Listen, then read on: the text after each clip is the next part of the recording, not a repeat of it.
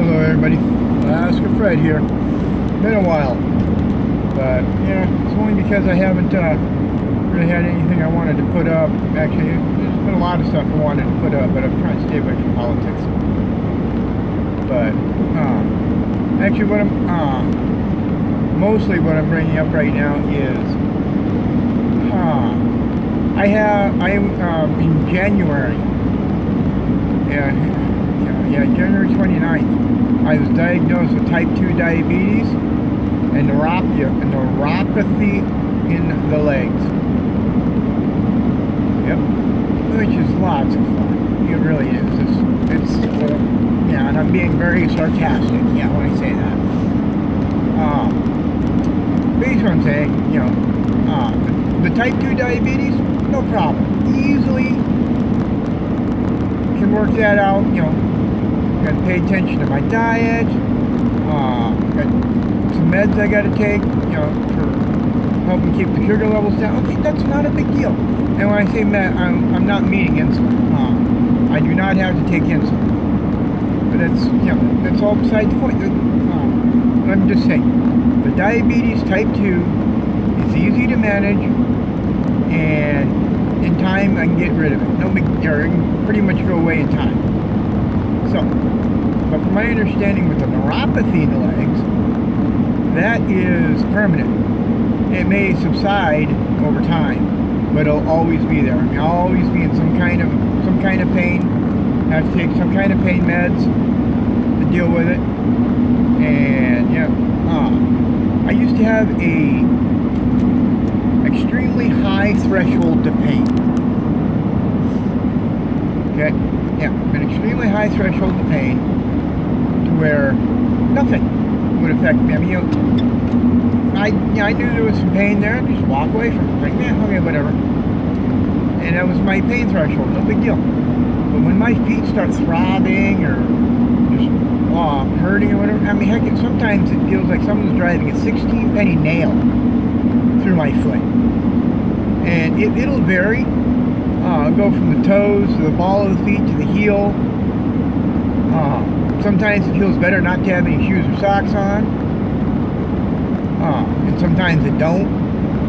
The only problem with not wearing shoes or socks is with the diabetes. If you cut your feet, something's making noise in my truck. But if you cut your feet, it may not heal properly.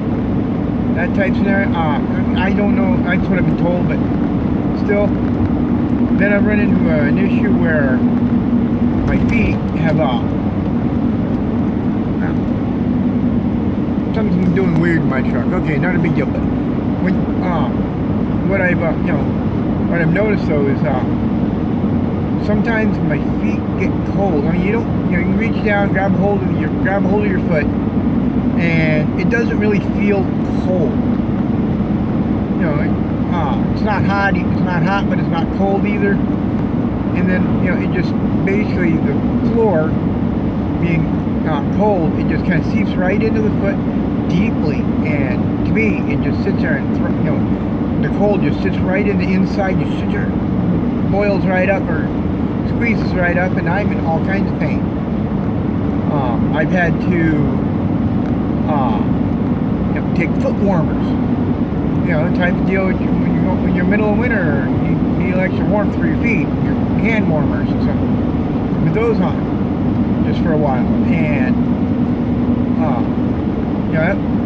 that works. It gets rid of the cold if it happens, but it's annoying. I bought a heating pad, and that to keep heat on the bed where my feet are, but I can't run that all the time. I made that mistake one night. About burnt the crap out of my leg. So that doesn't happen. So I'm keep the heat on for a short period of time, shut the heating pad off, and then crawl into bed and put the feet over the heat. I worked straight for several hours. All of a sudden you wake up, your feet are freezing. Yep. A whole bunch of different reasons. But yeah. Basically what I'm getting at, right now, because I'm kind of rambling, almost 5 minutes ramble time. Yeah! What I'm getting at here is you need to pay attention to what your body is doing. I didn't. Okay. Just about 4 years ago, I gave up smoking. And at the time, I weighed 235 pounds when I gave up smoking. Well, I immediately put on 10 pounds, which that's common when people give up smoking, they put on weight. Thankfully, mine wasn't a lot of weight. And then all of a sudden, I started feeling thirsty, and I had an idea of every time I felt like I needed or every time I felt like I wanted a cigarette, I would guzzle a 32-ounce container of water. I did that. I guess it helped because it's been almost 4 years since I've had a cigarette. But I did not notice that over the time frame, I was getting really thirsty a lot. And you're getting overly thirsty, so I was drinking a lot more. I guess I was going to the bathroom a lot more, according to what I'm told.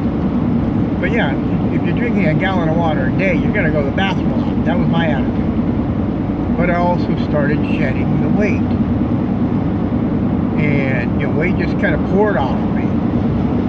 I had a coworker tell me just recently that he actually, when he saw me losing all that weight, he was considering telling me to go get checked for diabetes. But he chose not to. I almost wish he would have told me. Because I don't know if it would have helped. I don't know if I would have gone and checked, got myself checked, but it would have been nice. But I'm not upset at him. My ex-wife says that the way I was going to the bathroom constantly, drinking constantly, was all signs of my weight loss. As of yesterday morning, okay, it's Sunday morning now, as of Saturday the 17th of May, I weighed in at 165. Okay, I stand 5'8", and according to my doctor, she's not worried at the fact that I weigh 165. I was worried. I tell you how much I was worried, because I'm just last time I weighed this weight, I was just entering high school. Sounds about right, yeah. But far back as I can remember, I weighed, over 200 pounds. I was normal. But yeah, so I got worried, and my doctor's sitting there going, no, with the weight, with the weight being at 165 and standing 5'8", that's not a bad weight to be at. And just got me, going, okay. But yeah, still, if I would have listened to my body and realized I had a problem, I would have gotten diagnosed a lot sooner, and I very well may not have gotten neuropathy. Okay. The reason I went in and got diagnosed was I was dying in pain. I thought I had a problem with the sciatic nerve in the back. That's what I thought I had.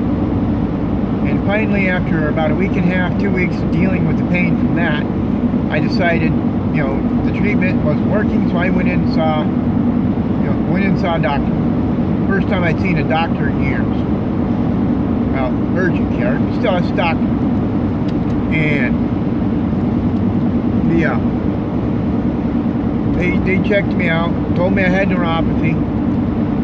Of course, I had to question what that was, because I had no idea what neuropathy was.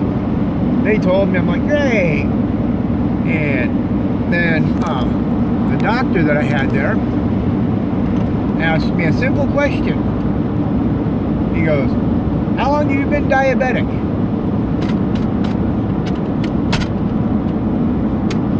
And I kind of looked at the doctor when he asked me how long I've been diabetic. I'm like, today. And he goes, oh, you didn't know you were diabetic? I'm like, no, didn't know I was diabetic. He goes, yeah, you're going to need to send you to the ER. The urgent care wasn't good enough. Had to send me to the ER. Oh yeah, that was lots of fun. But got there, got full diagnosis, which sucked. But yep. So basically what I'm saying is, I'm sitting here rambling, and I know I'm being boring. Listen to your body.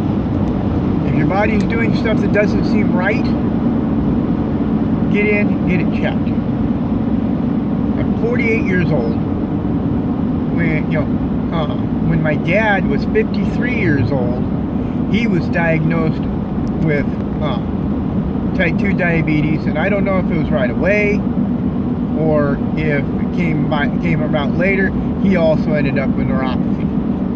See, I knew my dad had type 2, but I didn't know he had neuropathy. But I was one of those type people. It'll never happen to me.